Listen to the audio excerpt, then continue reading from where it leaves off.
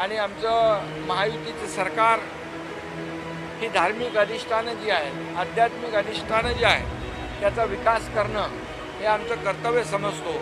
आणि म्हणूनच अलीकडे पंढरपूर विकास आराखडा असेल, कॉरिडॉर असेल, त्याचबरोबर भीमाशंकर असेल आणि इतरही जी आहेत, भुवनेश्वर आहे, इतर सर्व जी मंदिरं आहेत, प्राचीन मंदिरं, त्याचा विकास आराखड्याचा ला मान्यता दिलेली आहे.